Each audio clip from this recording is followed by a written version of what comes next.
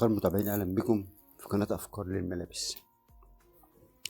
معانا النهاردة سويتشيرت عايزين نركب له سوستة. ده سويتشيرت مقفول بالشكل ده كده، عايزين نركب له سوستة. هنعمل ايه؟ هنيجي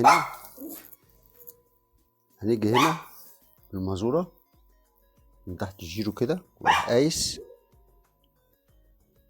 واروح جاي قاسم المازورة نصين كده بالشكل ده، تمام. واروح معلم علامة هنا كده،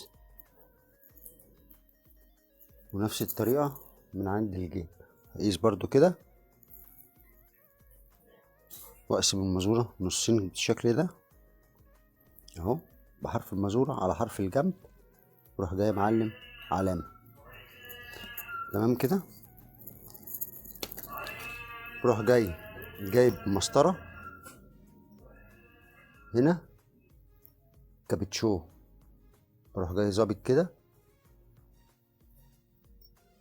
واخد الخط بتاعي بالشكل ده على سبيل السوستة تيجي في النص، ما تجيش مترحلة بالشكل ده كده، تمام. بالشكل ده كده، واروح شايق مع القلم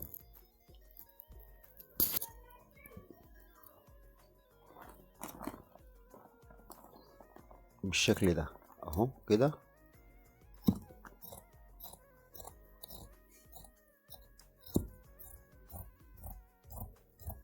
باجي هنا بقف عشان اعمل ايه بقى؟ هفك الكابتشو ده بنت عرض الرجل ده، افكه واقص دي ماشي، وارجع افك حته من الكابتشو، وارجع بعد كده بعد ما اقص دي هرد الحته بتاعت الكابتشو، تمام. بس بعد ما اركب السوسته عشان تيجي على نضيف. خلاص كده اهو بالشكل ده. خلاص هركبها وهوريكم منظرها، وادي السوسته اهي تركب كده. بس طبعا زي ما قلنا بعد ما نفك عرض الرجل ده ونسلك الكابتشو ده من فين؟ من فتحه الجيرو. خلاص هفكها وارجع لكم اهو كده، سلكناها اهي. خلاص كده السويتشيرت بقى مفتوح، تمام.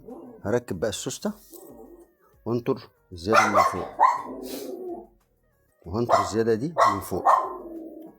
طبعا تركيب السوسته حاجه تركيب عادي، يعني هتركب السوسته كده وهتقلب ماشي، وهتركب الفرده التانيه نفس الطريقه بالشكل ده. هيبقى السويتشيرت بدل ما كان مقفول بقى مفتوح. انا هركبها وهوريكم بعد ما يخلص خالص شكله يبقى عامل ازاي. خلاص كده، يعني في البدايه قسمنا الصدر وعملنا العلامه وقصينا، وبعد كده هنركب السوسته. نركب السوسته بالطريقه بتاعتنا العاديه خالص، تمام. هتركب كده وتقلب وتاخد عرض الرجل، وتركب الناحيه التانيه وتاخد عرض الرجل، والزياده بتتنطر من فوق بتاعت السوسته.